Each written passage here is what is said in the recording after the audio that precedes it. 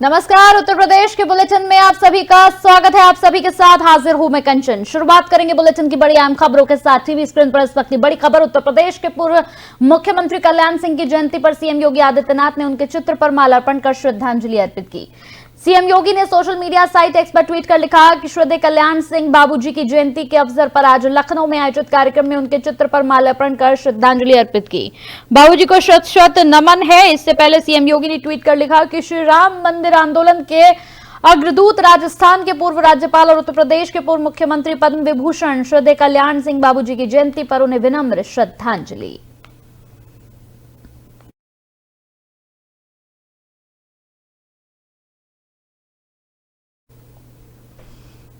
उत्तर प्रदेश के पूर्व मुख्यमंत्री कल्याण सिंह की जयंती मनाई गई, जहां पर सैकड़ों नेता और बीजेपी कार्यकर्ता उनका श्रद्धा सुमन अर्पित करने पहुंचे। फर्रुखाबाद सांसद मुकेश राजपूत ने कहा कि उत्तर प्रदेश में 22 जनवरी से पहले पूरा देश और पूरा प्रदेश राममय में यहां गुंजामय होगा। इससे बड़े पैमाने पर तैयारी की गई है। उत्तर प्रदेश में कल्याण सिंह ने भगवान राम के लिए अपनी सत्ता तक त्याग दी थी। आपको बता दें कि उन्होंने कहा कि मुख्यमंत्री योगी आदित्यनाथ जैसे हैं, लगातार वो तमाम मुद्दों पर नजर रखते हैं।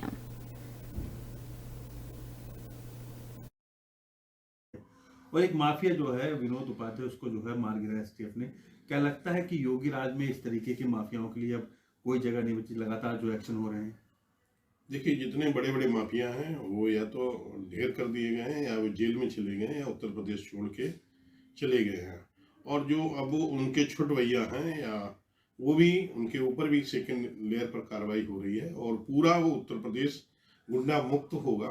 कहीं पर भी कोई भी अपराधी किसी तरह का मन नहीं बना सकता, चाहे बड़ा हो चाहे छोटा हो। छोटा भी मन नहीं बनाएगा। इस तरह से योगी सरकार काम कर रही है। इसके लिए मैं महाराज जी का बहुत आभार व्यक्त करता हूँ। जिस तरह से कि उत्तर प्रदेश में जंगल राज था, उस जंगल राज को समाप्त करते हुए राम राज की स्थापना कर रहे हैं शासन प्रशासन के दृष्टिकोण से। इसके लिए मैं नहीं, पूरे देश के लोग माननीय योगी जी को मान रहे हैं। और लोग पूरे देश के अंदर ये भी लोग कहते हैं कि योगी जैसा मुख्यमंत्री मेरे यहाँ भी हो। इसके लिए भी मुझे बड़ा, कभी मैं दूसरे राज्यों में जाता हूँ, चाहे मैं जम्मू कश्मीर में भी गया तो वहां पर भी लोगों से बात की, वो भी कह रहे योगी जी जैसा व्यक्ति हमारे यहाँ मुख्यमंत्री। जब पश्चिम बंगाल में गया तो वहां पर भी मैंने देखा, तो वहां पर भी लोग कह रहे योगी जी जैसा आदमी मुख्यमंत्री बनना चाहिए मेरे यहाँ, हमारे स्टेट में। तो जिस तरह बड़ा अच्छा लगता है कि मैं उस स्टेट का निवासी हूँ, उस नेता के नेतृत्व में काम कर रहा हूँ उत्तर प्रदेश में, जो जिसके लिए पूरे प्रदेश के लोग, पूरे देश के लोग ये कहते हैं हमारे यहाँ मुख्यमंत्री होना चाहिए। हमारे राष्ट्रीय नेतृत्व माननीय मोदी जी, माननीय योगी जी, दोनों माननीय मोदी जी का पूरे विश्व में, देश में, पूरे विश्व में जो सम्मान है, उत्तर और हमारे उत्तर प्रदेश के मुख्यमंत्री जी का पूरे हिंदुस्तान में जो सम्मान है, उसके लिए हम सबके लिए गर्व की बात है। मैं आभार व्यक्त करता हूँ मोदी जी को, जिस तरह से कर रहे हैं इसी तरह अपना शासन बराबर चलाते रहे। धन्यवाद। तो ये थे मुकेश राजपूत, जिन्होंने साफ तौर पर कहा कि 550 साल का इंतजार वो पूरा हो गया और 22 तारीख को जब रामलला वहाँ पे स्थापित होंगे, प्राण प्रतिष्ठित होंगे, तब कहीं ना कहीं पूरे देश की नज़र वहाँ पर टिकी होगी, पूरे विश्व की नज़र उस पर टिकी होगी। क्योंकि लगातार एक लंबे इंतजार के बाद एक ऐसा मौका जो कि दिवाली की तरह लोगों को लग रहा है, और ऐसे में कहीं ना कहीं योगी राज का जो शासन है वो बेहतर है। लगातार जो कार्रवाई हो रही है अपराधियों के खिलाफ, वो कहीं ना कहीं एक मैसेज है पूरे प्रदेश के लिए और देश के लिए भी। सही के साथ रामनित भट्ट, FM न्यूज, लखनऊ। उत्तर प्रदेश के लखनऊ में सेना दिवस के उपलक्ष्य में शुक्रवार को छावनी स्थित सूर्य खेल परिसर में भारतीय सेना के हथियारों की प्रदर्शनी लगाई गई। सीएम योगी आदित्यनाथ ने नो योर आर्मी फेस्टिवल का उद्घाटन किया। ये प्रदर्शन 3 दिनों के लिए लगाया गया है। नो योर आर्मी मेले में सेना के टैंक, आर्टिलरी गन, रडार सहित कई अत्याधुनिक हथियारों की प्रदर्शनी लगाई गई है। बता दें, नो योर आर्मी मेले में किसी की भी आने या जाने पर यहां मनाही नहीं है। साथ ही इस मेले में प्रवेश निःशुल्क है। नो योर आर्मी फेस्टिवल 2024 के आज के समारोह में यहां पर आकर के मुझे आनंद की अनुभूति हो रही है। ये मेरे लिए इसलिए भी महत्वपूर्ण है कि देश की आबादी के सबसे बड़े राज्य उत्तर प्रदेश के हमारे युवाओं को नजदीक से भारतीय सेना को जानने उनके शौर्य और पराक्रम को नजदीक से पहचानने का अवसर प्राप्त होगा। यहां पर अभी जो प्रदर्शन हमारे सिख रेजिमेंट से जुड़े हुए इन बहादुर जवानों ने दिखाया है, भारत की प्राचीन युद्ध कला कैसे उस कालखंड में हमारे यहां पहले से ही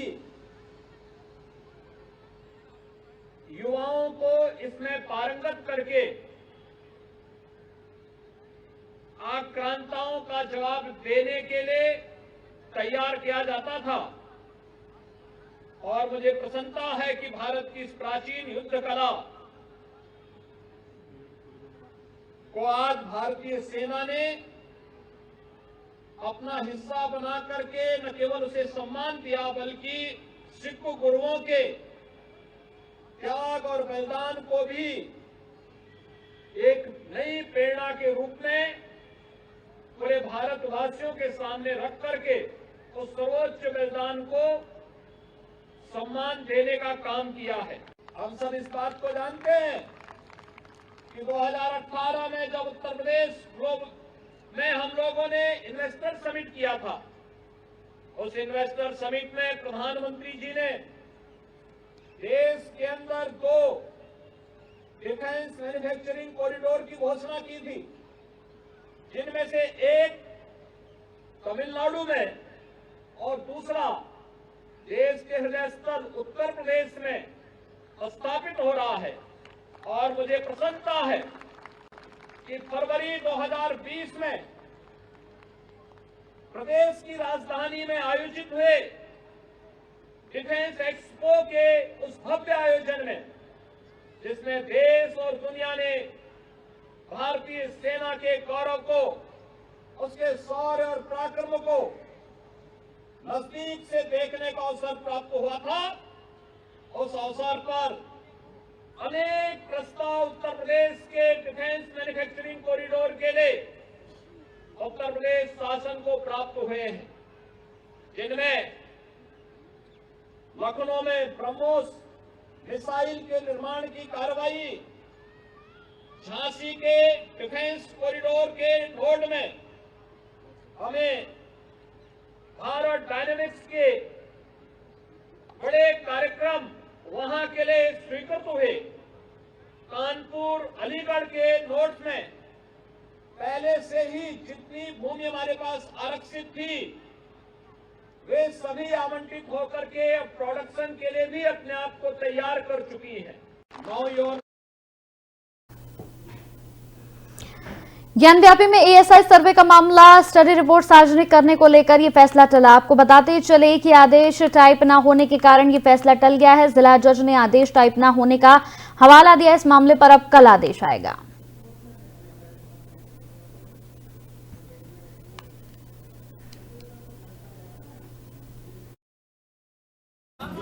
आज जनपद न्यायाधीश महोदय के समक्ष प्रस्तुत हुए हम लोग, और उन्होंने कहा कि ज्ञानवापी प्रकरण में जो एएसआई की रिपोर्ट सबमिट है उस पे एएसआई के ही प्रार्थना पत्र है, जिसमें 4 सप्ताह का समय मांगा गया है।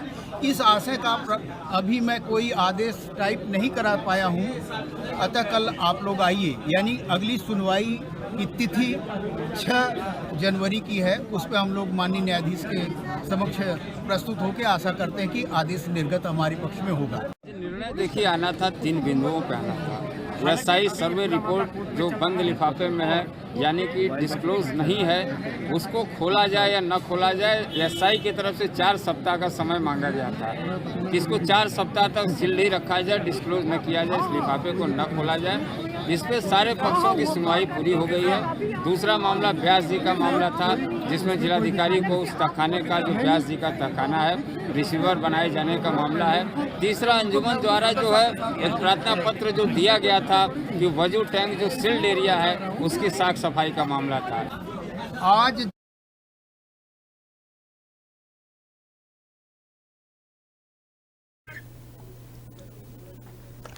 मुख्यमंत्री योगी आदित्यनाथ ने सेना के मध्य कमान सूर्य कमान में आयोजित 3 दिवसीय न्यू ईयर आर्मी फेस्टिवल में हिस्सा लिया। आपको बता दें कि मुख्यमंत्री ने रंग बिरंगे गुब्बारे आसमान में उड़ाकर फेस्टिवल का औपचारिक उद्घाटन किया। इस दौरान सिख रेजिमेंट के जवानों ने साहसिक पंजाबी धुनों पर अपने पारंपरिक शौर्यकाल का शानदार प्रदर्शन भी किया।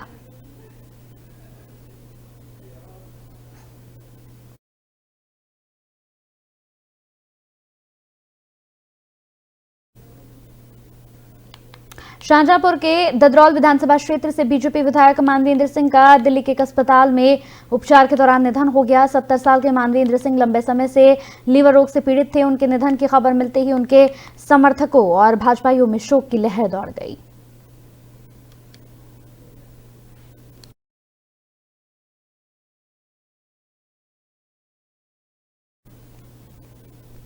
खबर जौनपुर से है। आपको बताते चले नगरपालिका परिषद का लिपिक घूस लेते हुए यहां गिरफ्तार किया गया है। एंटी करप्शन ब्यूरो टीम ने रंगे हाथों गिरफ्तार किया। जौनपुर से यह खबर जहां पर 5,000 रुपए घूस लेते हुए नगरपालिका परिषद के लिपिक को गिरफ्तार किया गया। एंटी करप्शन ब्यूरो टीम ने घूस लेते हुए रंगे हाथों लिपिक संतोष राय को गिरफ्तार किया।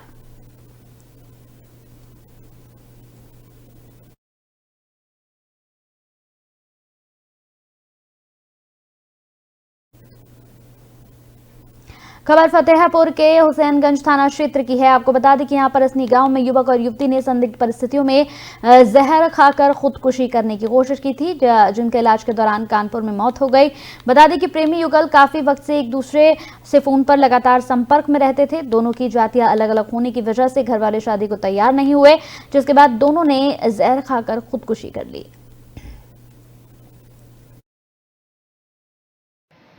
कल दिनांक 4 तारीख के लिए सुबह सूचना मिली 6 बजे कि विजय शंकर नाम का एक लड़का जो केरल में मजदूरी करता था, फ़ोन के जरिए एक लड़की से बात करने लगा था। अपनी ननिहाल की लड़की थी उसकी, और उसी लड़की से वो प्रेम प्रसंग होने लगा। उसके बाद अभी वो अपने केरल से अपने मामा के गांव पहुंचा और उस लड़की को साथ लेकर के अपने परिवार के साथ बातचीत की, तो परिवार वालों ने नाराज़गी व्यक्त की। दोनों लोग परिवार से नाराज़ होकर के मालूम नहीं है तो ये कहते रहे जब इनकी मौसी के लगे अहमदाबाद में मौसी छोटी वाली फोन लगाएंगे जवान लपटा गए तो उसे बताएं कि मौसी में ऐसा सब कुछ कर लिया। अब आधे केरल से उतरे हैं तब बताएंगे, तब जाने ने तो फोन की तब भागे। तब कुछ खाया है क्या? हाँ। कितने लोग हैं? अब यही दोनों जने खाए।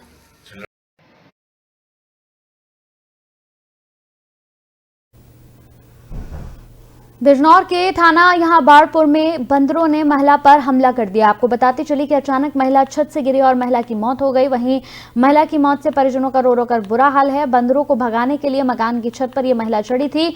दरअसल आपको बता दें कि जनपद बिजनौर में बंदरों का आतंक लगातार यहां पर बढ़ रहा है। आज थाना बाड़पुर क्षेत्र के कस्बा मोहल्ला लालसराय निवासी महिला शाहीन अपने मकान की छत पर बंदरों को भगाने के लिए पहुंची, जिससे शाहीन का पैर फिसल गया और वो छत से गिर गई। छत से गिरने की वजह से बुरी तरह से घायल हो गए। तुरंत अस्पताल ले जाया गया, जहां डॉक्टरों ने उन्हें मृत घोषित कर दिया।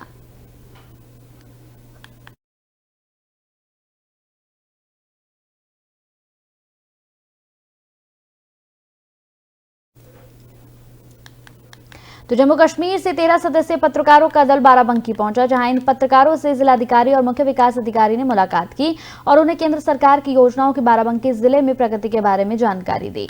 पत्रकारों से बातचीत में डीएम ने बताया कि बाराबंकी में लगभग 4.69 लाख लोग किसान सम्मान निधि, 16.8 लाख आयुष्मान कार्ड समेत अन्य योजनाओं के लाभार्थी हैं। हमें सम्मान निधि की 15 किस्तें प्राप्त हुई हैं, जो हम अपनी कृषि संबंधित ज़रूरतों को पूरा करते हैं, जैसे खाद, बीज, दवा, डीजल वगैरह। इससे मोदी जी का बहुत बहुत धन्यवाद। पहले जब नहीं मिलता था तो समस्या आती थी काम में? जी, बहुत समस्या सर रहती थी। क्या समस्या आती थी जो अब नहीं आती? सर दवाइयाँ हैं, खाद वगैरह डालने के लिए दिक्कतें थी। साहूकार के पास जाते थे, सर ब्याज लगाता था। सर अब उसी से हम अपनी खाद, दवा, बीज सब खरीद सकते हैं। हमारे खाते में पैसा जब आता है निकाल कर, दवा है या खाद है, बीज है, वो हम खरीद लेते हैं। किसी के आगे हाथ फैलाने की ज़रूरत नहीं। सर जी 2000 में हो जाता है पूरा? जी, इस साल भर में 6000 रुपये मिलते हैं सर। बाराबंकी उत्तर प्रदेश में हम लोगों के लिए बहुत खुशी की बात है कि जम्मू कश्मीर के 17 जर्नलिस्ट हम लोग के साथ आज यहाँ विजिट कर रहे हैं डिस्ट्रिक्ट को, जिसमें विकसित भारत संकल्प यात्रा के अंतर्गत जो प्रोग्राम ऑर्गेनाइज हो रहा है उसका विजिट किया जाएगा आपके द्वारा, और जितने भी हमारे सेंट्रली स्पॉन्सर्ड स्कीम्स हैं और स्टेट गवर्नमेंट के स्कीम्स हैं उनके बेनिफिशियरीज़ के साथ इंटरैक्ट किया जाएगा और ग्राउंड लेवल पे उसके इम्प्लीमेंटेशन को भी देखा जाएगा। मैं डिस्ट्रिक्ट की तरफ से आप सब लोग का स्वागत करता हूँ और विभिन्न योजनाओं के जितने भी हमारे बेनिफिशियरीज़ हैं उनसे इंटरैक्ट करने के लिए, ग्राउंड लेवल इम्प्लीमेंटेशन को देखने के लिए आप सब लोग को आमंत्रित करते हैं। हमें सम्मान निधि की 15 किस्तें प्राप्त हुई हैं जो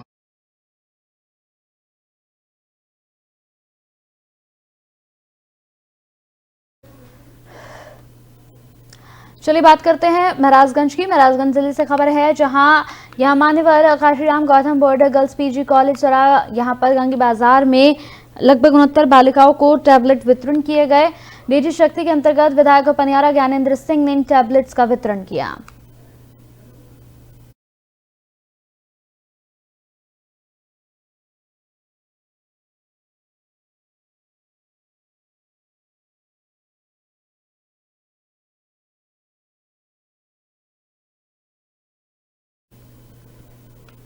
बहराइच जिले में एमपी एमएलए कोर्ट ने 21 साल पुराने मामले में सुनवाई करते हुए बीजेपी विधायक सरेश्वर सिंह को 2 साल की सजा सुनाई। उसके साथ ही 2,500 रुपए का जुर्माना भी लगाया है। आपको बता दें कि जिले के मेहसी विधानसभा क्षेत्र से बीजेपी विधायक सरेश्वर सिंह के खिलाफ 2 सितंबर 2002 को थाना हरदी में तत्कालीन एसडीएम यहां पर मेहसी ने मुकदमा दर्ज कराया था। दरअसल उन पर एसडीएम कार्यालय में एक बयान के दौरान घुसकर सरकारी कार्य में बाधा डालने का, दुर्व्यवहार करने का आरोप था।